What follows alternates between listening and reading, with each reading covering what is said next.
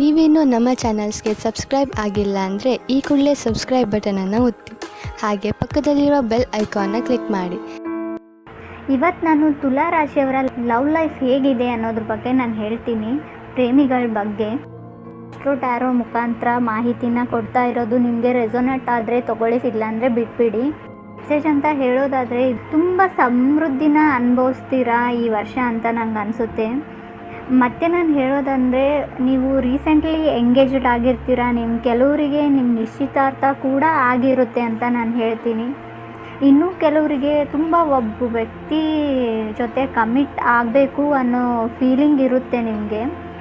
First card ಬಂದುಬಿಟ್ಟು ನನಗೆ ಏಸ್ of wands ಬಂದಿದೆ. ಈ ಕಾರ್ಡ್ ಏನಪ್ಪ ರೀಪ್ರೆಸೆಂಟ್ ಮಾಡುತ್ತೆ ಅಂದರೆ, ಅದರ್ ಪರ್ಸನ್ ಏನಿದ್ದಾರೋ ಅವರು ಮೇ ಬಿ IT ಫೀಲ್ಡಲ್ಲಿ ವರ್ಕ್ ಮಾಡೋರಾಗಿರ್ತಾರೆ, ಆರ್ಟಿಸ್ಟ್ ಆಗಿರ್ತಾರೆ. ಸೊ ನೀವು ಕಾಲೇಜಲ್ಲಿ ಓದೋರಾಗಿದ್ದರೆ ಅವರು ನಿಮ್ಮ ಫ್ರೆಂಡ್ ಝೋನಲ್ಲಿ ಇರ್ತಾರೆ. ಅವರು ಮೇ ಬಿ ನಾನು ಹೇಳೋದಾದರೆ ಫೈರ್ ಸೈನ್ನ ರೀಪ್ರೆಸೆಂಟ್ ಮಾಡೋರಾಗಿರ್ತಾರೆ. ಫೈರ್ ಸೈನ್ಸಲ್ಲಿ ಬರೋರಾಗಿದ್ದರೆ ನಾನು ಹೇಳೋದಾದರೆ ಅವರು ಮೇಷ ರಾಶಿಯವರಾಗಿರ್ತಾರೆ ಅಥವಾ ಸಿಂಹ ರಾಶಿಯವರಾಗಿರ್ತಾರೆ. ಇನ್ನು ಕೆಲವರು ಧನುರ್ ರಾಶಿಯವರು ಕೂಡ ಆಗಿರ್ತಾರೆ. ಮತ್ತು ನಾನು ಹೊಸ ವ್ಯಕ್ತಿ ಬರ್ತಾರೆ ಅಂತ ನಾನು ಹೇಳ್ತೀನಿ. ಹೈಯರ್ ಫ್ರೆಂಡ್ಸ್ ಬಂದಿರೋದ್ರಿಂದ ತುಂಬ ಋಷಿಯವರು ಅವ್ರ ಲೈಫ್ ಬಗ್ಗೆ ಅವರಿಗೆ ತುಂಬ ಕಾನ್ಸಂಟ್ರೇಷನ್ ಇರುತ್ತೆ. ನಾನು ಹೇಗೆ ಕಾಣ್ತೀನಿ, ನಾನು ಹೀಗೆ ಮಾಡ್ಬೋದಾ, ಇದನ್ನು ಮಾಡಿದರೆ ನನ್ನ ಲೈಫ್ ಸರಿ ಹೋಗುತ್ತಾ, ತುಂಬ ಚಿಂತೆ ಅವ್ರ ಬಗ್ಗೆನೇ ಅವ್ರು ಯೋಚನೆ ಮಾಡ್ತಾರೆ ಅಂತ ನನಗನ್ಸುತ್ತೆ.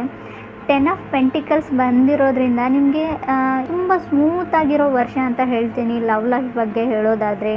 4th ಕಾರ್ಡು ಮೆಜಿಷಿಯನ್ ಬಂದಿರೋದ್ರಿಂದ ನೀವು ಕನೆಕ್ಟ್ ಆಗಿರೋ ವ್ಯಕ್ತಿ ತುಂಬ ಅಟ್ರಾಕ್ಟಿವ್, ಫ್ಯಾಷನೇಟ್ ಇರೋ ಅಂಥ ವ್ಯಕ್ತಿ ಅಂತ ನಾನು ಹೇಳ್ತೀನಿ. ಅವರು ನಿಮಗೋಸ್ಕರ ಪ್ರೇ ಕೂಡ ಮಾಡ್ತಾರೆ, ನೀವು ಚೆನ್ನಾಗಿರಲಿ ಅಂತ ಅವ್ರು ಕೇಳ್ಕೊತಾರೆ ಅಂತ ನನಗನ್ಸುತ್ತೆ. ನನಗೆ 5th ಕಾರ್ಡ್ ಬಂದುಬಿಟ್ಟು 4 ಆಫ್ ವಾಂಡ್ಸ್ ಬಂದಿದೆ. ಇದೊಂದು ತುಂಬ ಒಳ್ಳೆ ರಿಲೇಷನ್ಶಿಪ್ ಆಗುತ್ತೆ. ನ್ಯೂ ಪರ್ಸನ್ ಎಂಟ್ರಿ ಆದರೆ ನಾನು ಹೇಳ್ತೀನಿ, ಹಳೆ ವ್ಯಕ್ತಿ ಏನಾದರೂ ಆಗಿದ್ದರೆ, ನೀವು ಕನೆಕ್ಟೆಡ್ ಆಗಿದ್ದರೆ ಅಥವಾ ನಿಮಗೆ ಅವ್ರ ಬಗ್ಗೆ ಫೀಲಿಂಗ್ಸ್ ಇದ್ದರೆ, ಅವರು ಫೈರ್ ಸೈನ್ಸ್ನಲ್ಲಿರೋರು ಆಗಿರ್ತಾರೆ. ಧನುರ್ ರಾಶಿ ಅಥವಾ ಸಿಂಹ ರಾಶಿದವ್ರು ಆಗಿರ್ತಾರೆ. ಇನ್ನು ನಿಮಗೆ ಹೊಸ ವ್ಯಕ್ತಿ ಎಂಟ್ರಿ ಆಗೋರಾಗಿದ್ದರೆ ಅವ್ರು ಖಂಡಿತ ಮಕರ ಅಥವಾ ಕನ್ಯಾ ರಾಶಿಯವ್ರು ಆಗಿರ್ತಾರೆ ಅಂತ ನನಗನ್ಸುತ್ತೆ.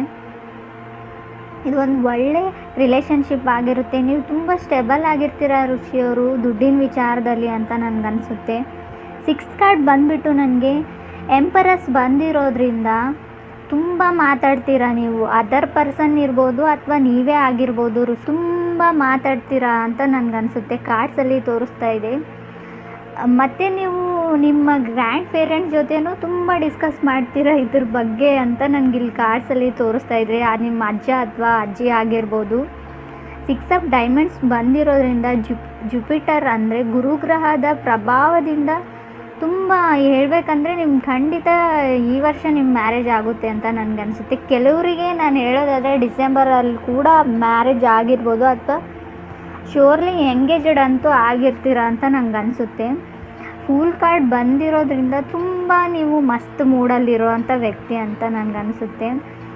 ಮತ್ತು ನಾನು ಸ್ಟ್ರಾಂಗಾಗಿ ಹೇಳೋದಾದರೆ, ಹೊಸ ವ್ಯಕ್ತಿ ಬರೋರಾದರೆ ನನಗನ್ಸೋದು ಅವ್ರು ಮೇ ಬಿ ಧನುರ್ ರಾಶಿಯವ್ರು ಆಗಿರ್ತಾರೆ.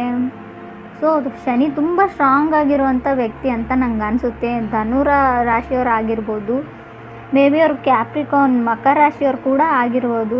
ಫೈನಲಿ ನಿಮ್ಮ ಮದುವೆ ಖಂಡಿತ ಆಗುತ್ತೆ ಈ ವರ್ಷ ಅಂತ ನಂಗೆ ಅನಿಸುತ್ತೆ.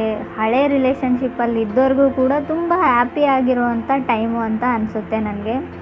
ಇನ್ನು ಮೆಜಿಷಿಯನ್ ಕಾರ್ಡ್ ಬಗ್ಗೆ ಹೇಳೋದಾದರೆ, ಅದರ್ ಪರ್ಸನ್ ತುಂಬ ಮ್ಯಾಗ್ನೆಟಿಕ್.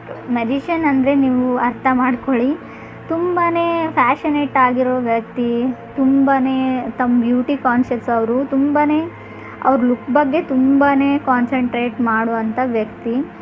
ಅವರು ನಿಮ್ಮನ್ನು ಗಮನಿಸ್ತಾ ಇರ್ತಾರೆ ಅಂತ ನಂಗೆ ಅನಿಸುತ್ತೆ. ಕೆಲವರಿಗೆ ಮಾತ್ರ ಇದು. ಸೊ ನೀವೇ ಅಪ್ರೋಚ್ ಮಾಡಲಿ ಅಂತ ಅವ್ರು ಇರ್ತಾರೆ, ಇಲ್ಲ ಅವ್ರು ಮಾಡ್ತಾರೆ ಅಂತ ನಿಮ್ಗೆ ಅನಿಸಿರುತ್ತೆ. ಸೊ ಈ ಥರ ಕನೆಕ್ಷನ್ ಇರುವಂಥ ವ್ಯಕ್ತಿ ಇರ್ತಾರೆ. ಅವರು ತುಂಬಾ ಫ್ರೆಂಡ್ಸ್ ಜೊತೆ ಮಿಂಗಲ್ ಆಗ್ತಾರೆ.